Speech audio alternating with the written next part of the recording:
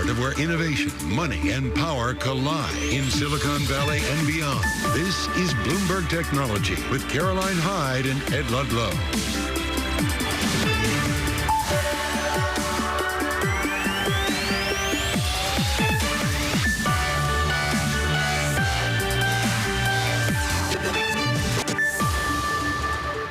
I'm Ed Ludlow in San Francisco. Caroline Hyde's off today. This is Bloomberg Technology. Coming up on the program, we'll bring you the latest updates from the Israel-Hamas war and speak with Israel's first ever chief technology officer. And Microsoft and Activision closed the deal after nearly 2 years of fighting for the $69 billion transaction to gain full approval. We have full coverage ahead. Plus, we'll bring you more from our inaugural Screen Time event in Hollywood and hear from the CEOs of Netflix, YouTube, and also the head of the Kardashian clan. The main story is still what's happening in the Middle East. I want to get straight to the latest developments in the Israel-Hamas war. Joining us from Tel Aviv is Bloomberg correspondent Oliver Crook. And Oliver, let's be frank, a lot has happened this Friday. It has been a completely intense 24 hours. It really started at around 5:30, 6 o'clock this morning when we got that initial sort of evacuation order from the Israeli Defense Forces, where they told the residents of Gaza City in northern Gaza that they should leave the area. And that is sort of how the day began. And the UN said that that is basically an impossibility. It's important to get these people out, says the Israeli Defense Forces, because they want to minimize civilian casualties. But we're talking about displacement of 1.1 million people. That is about half of the population of Gaza. And to then compress them into about 50% of the space that they began with is something that the UN is saying is going to turn tragedy into catastrophe. And the tragedy we're talking about is a death toll that has exceeded 1,500 people in Gaza. The healthcare system is entirely overwhelmed. They have no water, electricity, food, internet, and Israel overnight continued to strike 750 military targets. And of course, this is all in response to the attacks on Saturday that left, now we know, 1,300 Israelis dead, mostly on Saturday and mostly civilians. Oliver, it's a frankly incredible list of developments. As you say, it's been a sort of 24-hour process.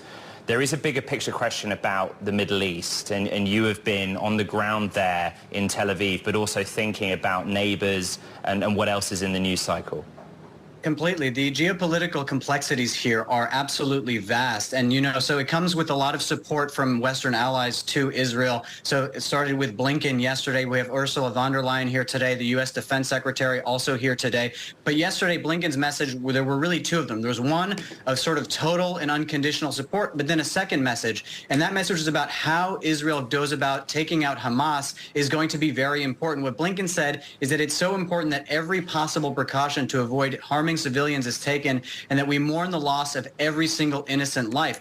This obviously is the background to all of the meetings that Blinken has conducted today. Right now, Antony Blinken, he just gave a press conference with the Qatari foreign minister. He's in Qatar. He's meeting with the Saudis, Egyptians, the UAE. And this is the conversation that you're going to have everywhere. Just as Israelis were seeing all these horrific pictures on their phones, and that sort of put pressure on the government even more, all of the Arab world is seeing what's going on in Gaza. And you've seen protests in the streets of Iraq where there have been burning Israeli flags, but running Palestinian flags. The West Bank, there have been protests. Lebanon, Pakistan, Yemen.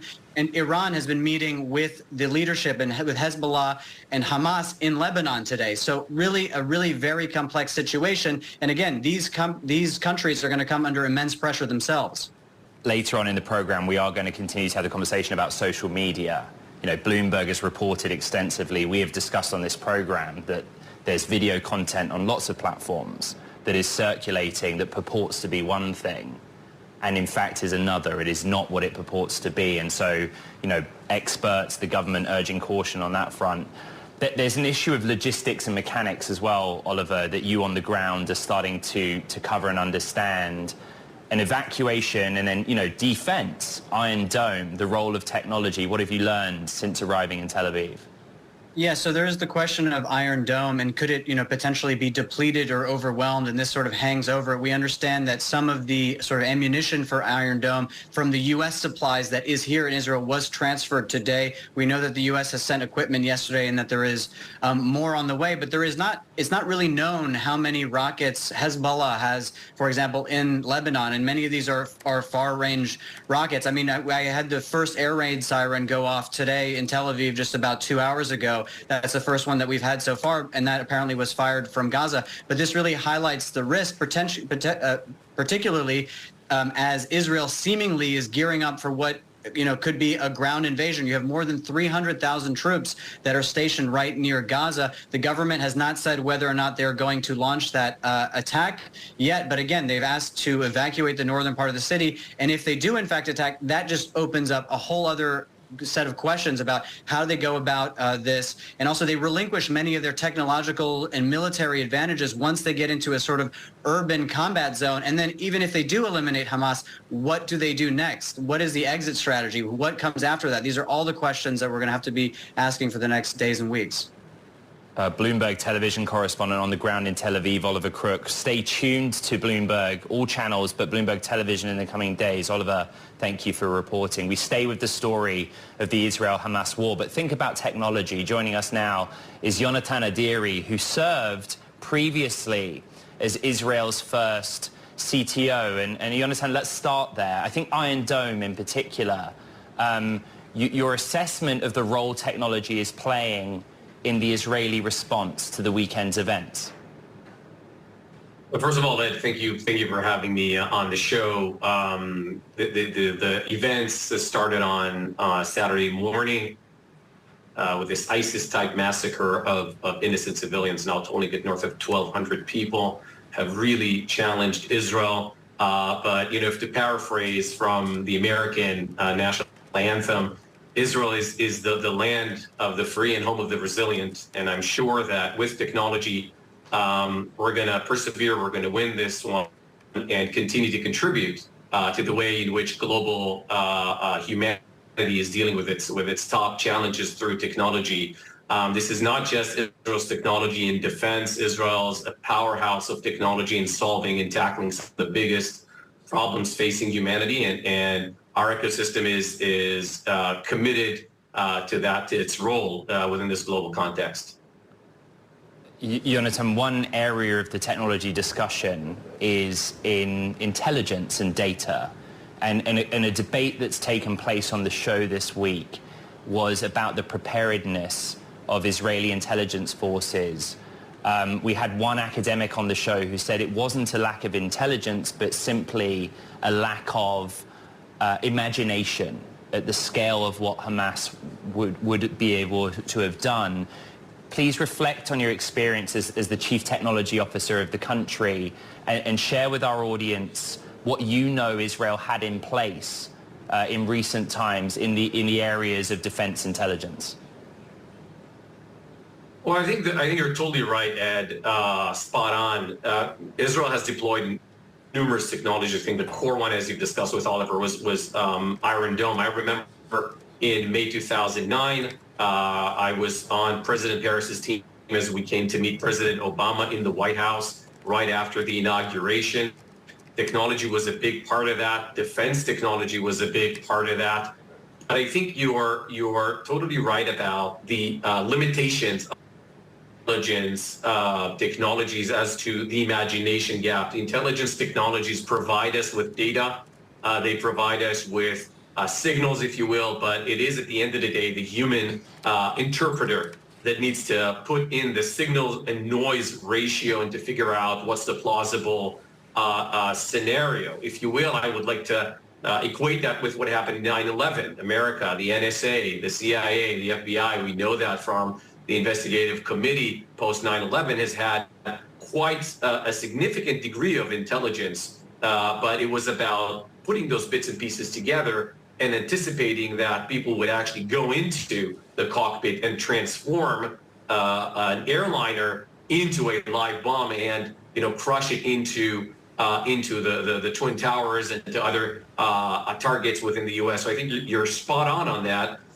You can be a superpower the size of the U.S. You can be a technology superpower the size of Israel and deploy, frontline technologies. But at the end of the day, it's about the ability to imagine, what could be that human factor usage of those signals in a terror context. Jonathan, I would just point out that that viewpoint, that it was a lack of imagination rather than intelligence, was the viewpoint of Professor Charles Freilich of Columbia, a former intelligence advisor to your country, Israel, not my own. We've talked a lot about the sort of hard power, hardware technology response and software response. Let's talk a bit about the industry. You yourself are a startup founder. Israel's economy has deep roots in technology. What is it like right now to operate a startup, a small startup in Israel, with what's happening in the country? Well, I think, fundamentally, Israel's had over the last just week, a $10 trillion worth of market cap vote of confidence, if you will, between Microsoft, Apple, Google, Amazon, NVIDIA, who all have deployed significant parts of their R&D. Intel has their autonomous car brain here in Israel.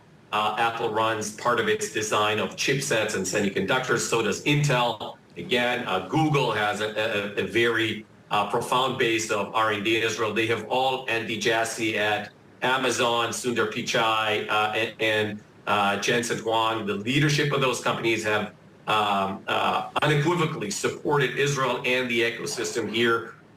If you add $2 to $3 trillion more of support in what's going on here in the life sciences industry, in the cyberspace industry, I would say that part of what enables our conversation right now, and for the viewers at home, from the moment they woke up this morning until right now, they would have probably used an Israeli technology. So we continue to perform, we continue to develop, and part of that is, how do we manage the emergency situation here in Israel and allocating the empathy to our workforce, to the broader community, but how do we remain committed to solving humanity's greatest challenges, even when we're under war, under attack of thousands of rockets, in this insidious attack, kind of ISIS class from last Saturday. That's what we have to balance, and that's what we're committed to do. Jonathan Adiri, founder and CEO of Healthy.io, but also former CTO of Israel, the first CTO of Israel. Thank you for your time. And he mentioned Jensen Huang, a programming note that NVIDIA had been due to hold its AI summit in Tel Aviv on Monday, but it was cancelled given the events of the week. Now, coming up here on Bloomberg Technology, we turn to M&A as the biggest deal in gaming history has finally come to fruition after UK regulators approved Microsoft's revised offer to buy Activision Blizzard. We will have all the details next. This is Bloomberg Technology.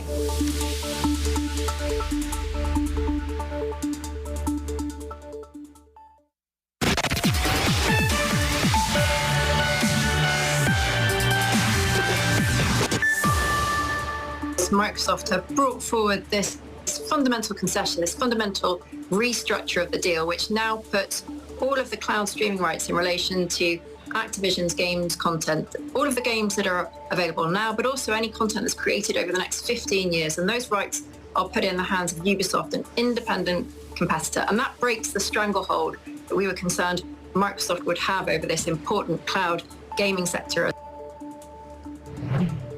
That was the UK CMA CEO Sarah Cardle on the deal, joining our colleagues earlier today. For more, let's turn to Cecilia D'Anastasio, who's our video game reporter here at Bloomberg. Okay, it's happened. It's done. It's happened. But it's happened. Let's go back to the origin of this, because everyone forgets. Because the discussion from the regulators is about cloud. This is about mobile gaming, right? What is it that Microsoft now is going to have to do with Activision to catch up in mobile gaming? Yeah, a lot has changed in the mobile gaming landscape since the deal was announced. Mobile gaming has been a behemoth for a long time. Microsoft has been behind on capitalizing on interest in mobile games, casual games, free games for smartphones. And now with Candy Crush, which Activision makes, they have in their hands, one of the most, if not the most, blockbuster mobile games in the West. And, it's interesting because at the same time, the mobile gaming industry, since this deal was announced, has experienced a contraction. It's oversaturated. So it'll be interesting to see how Microsoft leverages all of their power to capitalize on Candy Crush and other mobile games under Activision.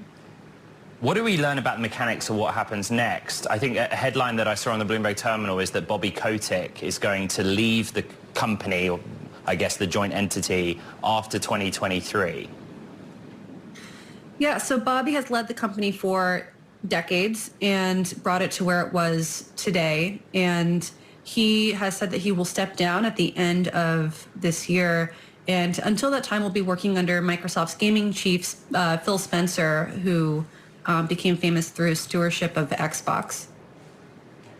When last it was disclosed, Activision had like 13,000 employees. This deal has dragged on. Taking Activision and merging it with Microsoft is not going to be straightforward. Just as a beat reporter who knows this industry inside and out, how do you think that's going to go?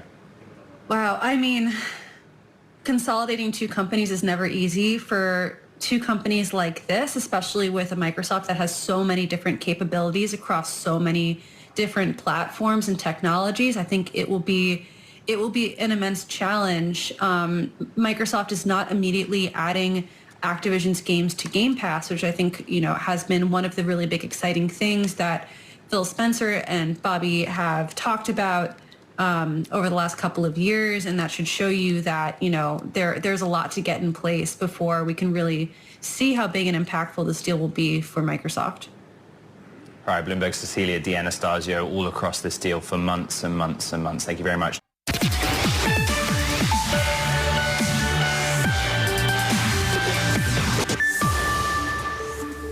Okay, time for Talking Tech. First up, the king of K-pop is building the next BTS in LA. Bong Shi-hak, founder and chairman of Hybe, wants to replicate the formula that changed the pop music industry while the world's biggest boy band is on hiatus. He also discussed the role of AI in K-pop with Bloomberg's Soo-hee Kim and Lucas Shaw. 사실 음악에 대해서는 여전히 조심스러운 부분이 있다고 생각을 합니다. 어떻든 AI가 아티스트의 창조성을 돕기 위해서 사용되어야 하지 AI가 더 먼저 나서서는 안 되는데. One for the K-pop fans. Now, Netflix co-CEO Ted Sarandos also spoke at the Bloomberg Screen Time event in LA on a wide range of topics, including the actors' strike, cracking down on password sharing, and reflecting on the pace of streaming in the media industry. Have a listen. Saved this industry because where we were heading at that time, remember when we started this business of streaming, we started licensing content from the networks. And at the time that we were licensing, we could only get what was available, which was nothing. So we were licensing from the bottom of the barrel, things that had no revenue for anybody, shows that didn't get to syndication, things that weren't otherwise sold. Kind of like what Tubi and some of the AVOD services did when they came around, where they started. And we gave it away with the DVD business. And it was, you got what you paid for back then. But I'd say what happened was that's created a whole new revenue stream for the networks and the studios. It created a whole new residual revenue stream for actors and performers who performed in those projects that were sitting on the shelf. And really kind of got the ball rolling in a way that, that we've, obviously I think these things can take decades to build, but with their big, meaningful businesses, that's a good investment.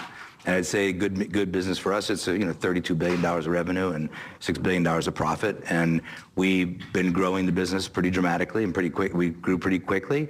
We're not growing as fast right now as we want to, but we are still growing the business. So I'm curious on that point, because you guys in your remarks, I think your last earnings report talked about how you still aren't growing as quickly as you'd like to. There was a point in time where every year, like clockwork, Netflix would basically add 25 million to 30 million customers. Yeah. That obviously post-pandemic has come way down. Yeah. What are you doing about that? And do you think you can get back to the level of growth you were at 3-4 years ago? Look, I think the key to it is, growing growing revenue. And I think for us, that's a combination of, putting a great product on the board. When you talk about is streaming a good business, it is if you do it well. And I think I would say the team at Netflix, in terms of the programming, Bella Bajari and her team are phenomenal at focusing on what people love. And their creative team is great at delivering for what people love. The team that delivers the UI experience. Remember, something that happens at Netflix that's almost impossible anywhere else. And I'd say because of our distribution footprint and our recommendations, that you have the ability, if you're telling a story from Korea, to be the biggest television show in the world. That can only happen on Netflix. It's not just taking obscurity and making it big. Imagine somebody as big as David Beckham, who releases his documentary on Netflix and in days grows his social media following by 500,000 people. And I think this happens over and over again, the combination of our distribution footprint and recommendation, and which I think is what distinguishes the business. And the way you grow it is by keep doing that better and better. And the opportunity to grow it is enormous. We're about 10% of screen time when people are watching on their TV at home, about 10% in our most penetrated markets like the U.S. Around the world, we're significantly smaller. We're about 5% of consumer spending in the businesses that we're in, which is paid television, advertising-supported television, and games. And so as you look at that, and we're just in our infancy in those businesses, and about 5% of consumer spending. So we've a ton of room to grow. For our TV and radio audiences worldwide, it's official. Microsoft's completed its $69 billion purchase of Activision Blizzard after nearly 2 years fighting with global regulators who threatened to halt and indeed stop the deal. This is the biggest ever acquisition in the video games industry. I'm delighted to bring in Activision Blizzard CEO Bobby Kotick. Bobby, good afternoon, and thank you for your time joining us from New York City. Thanks for having me, Ed. Bobby, you and I have been talking about the video games industry. We've been talking about cloud, but at the origin of this deal was mobile gaming. And I just ask you to reflect if, now that it's all said and done, Microsoft will be able to make some progress in mobile gaming. Look, I think there were a lot of great reasons for this merger. Mobile is an important part. I think one of the things that we've all benefited from is as smartphones became the dominant form of delivery devices for video games, we started to see the democratization of video games. For most of the 30 some odd years I've been running the company, we made games for consoles and for PCs, and those were really limited to people who were middle-class consumers in developed countries. And over the last 10 years, what we've seen is the dramatic expansion of games to today we have players, over 350 million players in 190 countries. And so this dramatic transformation that's taken place and building this much larger audience of players is something that I think Microsoft will continue to develop and enhance, and we're really excited about the future of gaming as a result. Bobby, I know that you also engage with the gamers, the community. We asked the questions to the community, what would you ask Bobby Kotick? I think the resounding question is, what is it that Microsoft could offer Activision gamers playing your different titles that you guys couldn't offer on your own if you'd remained a standalone company? Well, I can't say that there's any specific thing that that Microsoft will offer that we couldn't. What I would say is what's the most important is access to talent. As the market continues to grow, as you see the intensified competition that's coming from so many companies with aspirations to make and sell video games, one of the things that we were realizing is that access to talent was going to be increasingly more competitive and difficult, and it's the same type of talent, AI and machine learning talent, data analytics, user interface and user experience type talent that is now in such high demand. And I think our hope is that over time we'll be able to attract people from the enterprise side of Microsoft to be excited about working in gaming. But I think on a combined basis, it gives us a greater chance to compete against the many, many competitors that are out there today. That's the technology side, and to all great technologies, there's a cost. I remember you saying that at times, like, Activision wasn't looking to sell, it didn't need to. When this deal came together in the outset, was it because the financial position had changed and Activision did need to sell? No, we merged with a stellar balance sheet and strong financial performance. It really was, our principal responsibility is providing a return to our stakeholders. And when Microsoft approached us, they made an offer that was in the best interest of the shareholders. 98% of the shareholders voted for the transaction, and so that's our principal responsibility as a board and for me as a CEO. The exciting thing is that we actually sold to a company that has a history almost as long as ours of making video games.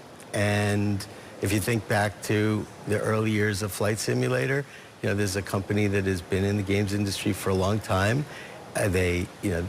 People are passionate about gaming at the company.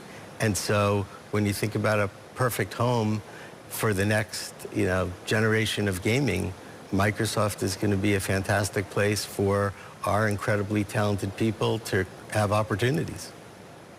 Bobby, how did this deal come together? What's the origin story? Well, it came together pretty quickly. Satya and Phil gave me a call and said that they were really excited and enthusiastic about this as an opportunity. And is it something that our board would consider? And I, of course, said, yeah, absolutely. And it didn't take very long after that to see the logic of it. It's a perfect combination. And like I said, given the intense competition that you're seeing from, every big technology company, not just, in the US and Europe, but in China and Japan, I think that this gives us, on a combined basis, the opportunities to develop nascent franchises, to take advantage of some of the titles in the library that haven't actually been developed in a long time. Right now it's a really great moment in gaming. There is enormous innovation taking place. We're about to launch a new Call of Duty game in the next few weeks and a new season of Diablo, and you can actually see the changes and the benefits of new technology in games like Call of Duty. We're seeing an expanded reach of games like Candy Crush, which now is probably something like 130 million monthly active users. And so this is just an exciting time to be in the gaming business, and an even more exciting time now that we have this transaction completed with Microsoft. Welcome to our global Bloomberg television and radio audiences. We're speaking with Bobby Kotick, Activision CEO. But it was announced, Bobby, that you will work with Microsoft under Phil Spencer just through to the end of 2023. This is the biggest deal in video games history. Activision has more than 10,000 staff. Is that enough time? Or I guess my question, why not stay on longer? You have run this company for almost 3 decades. Well, it's probably appropriate for me sitting here at Bloomberg right now, but Mike Bloomberg is one of the most inspiring philanthropists that I have ever had the pleasure to know. And, I just turned 60 last year, and I'm personally really excited about the opportunity to help reform K-12 education, think about how do we reduce hatred and intolerance in the world, focus on bridging relationships with countries like China. So there are these philanthropic interests that I've always had that I really want to focus on and make my priority today. And a reminder to our global television and radio audience that Mike Bloomberg is the founder and majority owner of Bloomberg LP, which of course owns Bloomberg Television. Bobby, 24 hours ago, an industry colleague of yours, Laura Miele of Electronic Arts, who I believe you know well, was on the show. On the close of this deal, EA will become sort of the largest independent studio left. And yet she gave a glowing review of the deal. I'm paraphrasing, but basically said, this puts video games on the map in the context of the entertainment industry. But she also conceded that EA is a target, right? And I wondered if you'd reflect on the years of negotiating with regulators to get this deal done, if you think that an EA can remain independent, or if this opens the door to consolidation. Well, EA is a fantastic company. I started my career as a developer of software for Electronic Arts. And so I will always have a great reverence and respect and appreciation for the company. It's an extraordinary company. And, I think they can remain independent and continue to be as successful as they've been since they were founded in 1983. And, we're lucky to have companies like Electronic Arts who have what we have, which is a workforce that is enthusiastic and passionate and so committed to advancing the art form of gaming. Give me a real answer here, Bobby. That, you know, Microsoft buys Activision. Is this kind of the signal of where we're at with the video games industry? That the studios, the creators have to live within a much bigger technology entity because of AI, the need for cloud compute?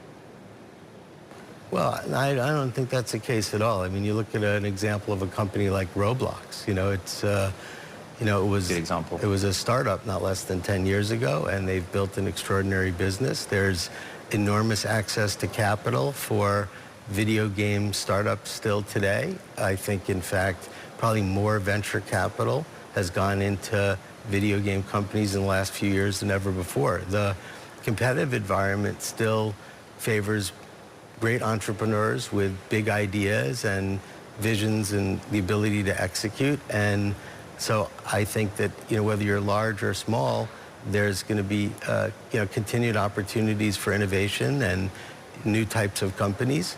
I think for a company like ours, what we just did was in the best interest of the shareholders and our almost 15,000 incredibly talented employees around the world. So if somebody buys EA, I get it's a hypothetical, it leaves very few options. What do you think that entity looks like? I'm not sure I really understand the question, Ed. Well, it took Microsoft to spend $70 billion to buy Activision. If there's going to be consolidation in your industry, and you've led in this industry for 3 decades, right? Who do you think could buy Apple based on your experience? Buy EA based on your, without putting words in your mouth, based on your experience of the last 2 years? Oh, I wouldn't want to speculate. I mean, there are just so many, you know, business combinations that are possible, and but I don't have an informed view of that sitting here today. Phil Spencer, what task does he have to take all of the people working at Activision and bring them into Microsoft? Do you think that there's anything he can learn from your company? Look, we have a fantastic company with an extraordinarily talented workforce. People are passionate, motivated, enthusiastic, excited about this merger, and Phil is an extraordinary leader. I couldn't think of a better person to give the reins to for the business. You know, he is a passionate gamer. He's been involved in this industry since 1989. You know, he's incredibly technically capable, visionary leader. People love working with him, and I think it was actually one of the really appealing parts of this transaction was to know that the people that I've worked with for 3 decades are going to have a leader who is extraordinarily capable and passionate and compassionate and will do a wonderful job leading the combined companies. We're speaking with Bobby Kotick, the Activision Blizzard CEO, here on Bloomberg Television and Bloomberg Radio. And Bobby, as we discussed, you will stay until the end of the year and then focus, it sounds like, on philanthropy.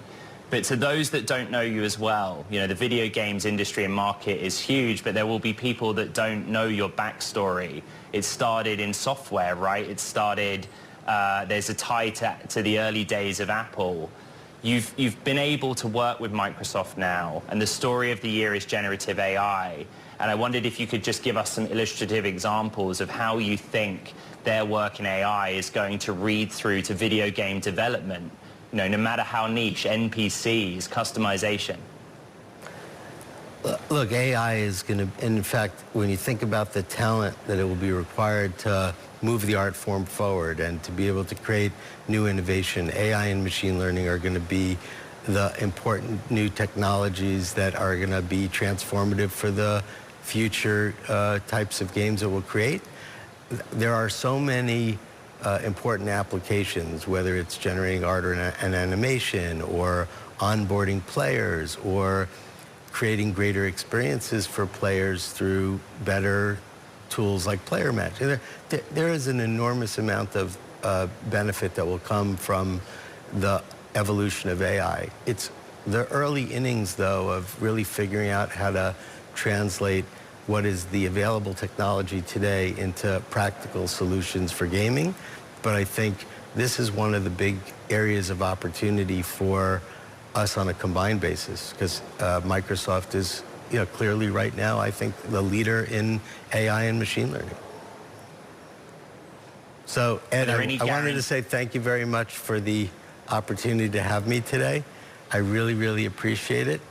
And I look forward to continuing the conversation. And it was very, very generous of you to include me.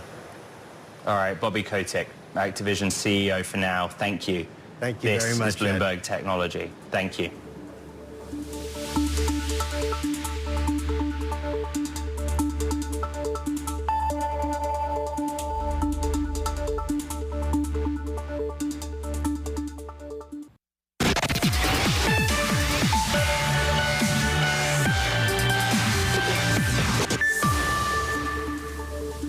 Okay, let's go back to some of the Bloomberg screen time highlights, some of which you were just watching, starting with YouTube CEO Neil Mohan speaking about his priorities when it comes to live sports competitions, following YouTube TV, of course, winning the right to broadcast the NFL Sunday Ticket games back in December. He sat down with Bloomberg's Lucas Shaw to talk about what's going on.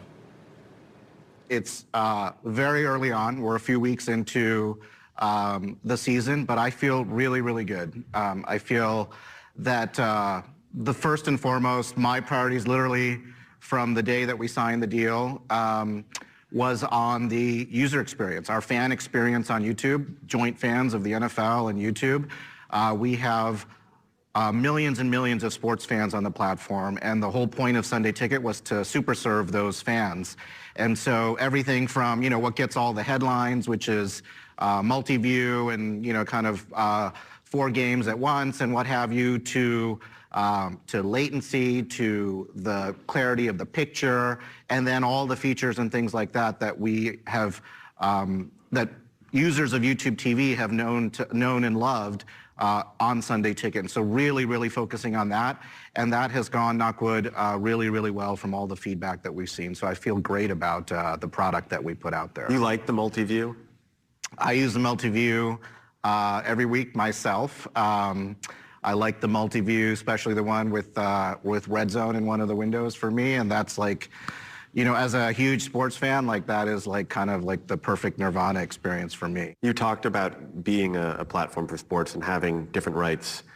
As I unfairly mentioned at the top, you're a big NBA fan. Those rights are coming up. Are you interested?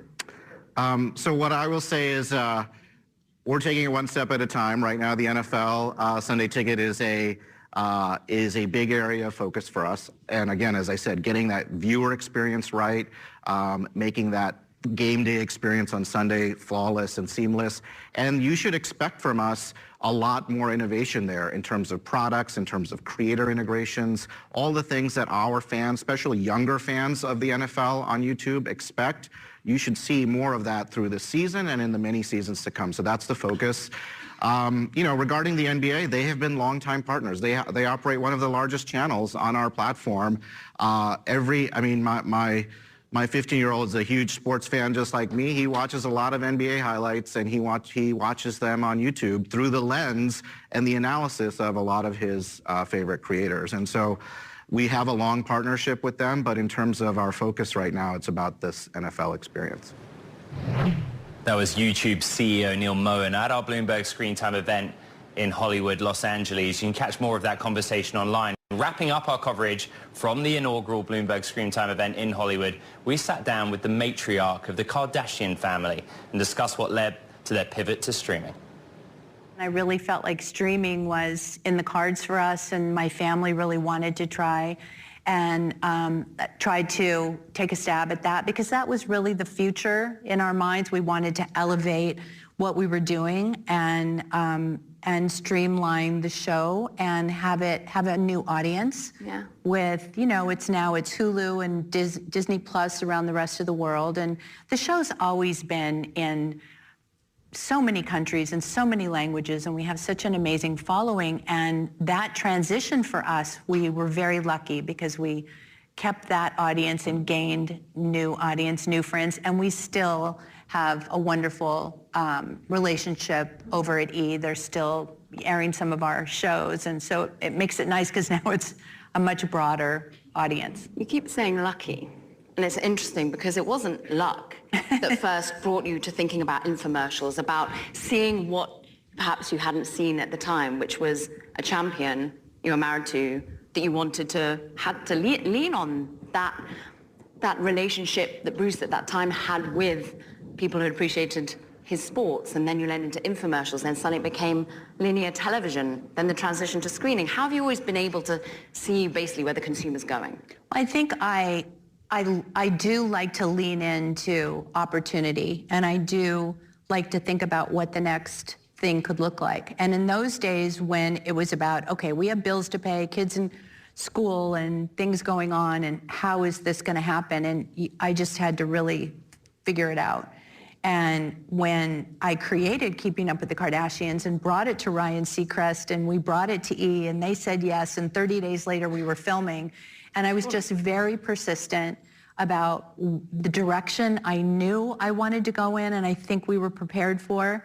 But it takes a village, and I think what is so, I mean, when I say lucky, I feel lucky. I feel blessed to have opportunity that I can, extract this amazing career out of, and also share that with my family. And they have taken this and run with it. When you think about somebody in the entertainment business, usually they do it and they thrive and grow and perform on their own. And with me, we get to do it all together. Mm-hmm. It's not just one of us trying to do it all by ourselves and create this world for the whole family, but we all get to have a part in our present and our future and what we're going to do. So there's lots of family meetings, and we discuss what next steps are going to be. And the kids are, they've got amazing work ethic, and they never stop. So I feel like it takes a village. It takes all of us together, and I think that's the magic. Kris Jenner there from our first ever Screen Time event in Los Angeles. Well, that does it for this edition of Bloomberg Technology. Don't forget, check out the podcast wherever you get your podcasts, Apple, Spotify, iHeart, and, of course, on all of the Bloomberg platforms. That wraps it up for what's frankly been one massive week in the world of technology. Caroline's off today. She'll be back next week. But from here in San Francisco, in Silicon Valley, wherever you are in the world, this is Bloomberg Technology.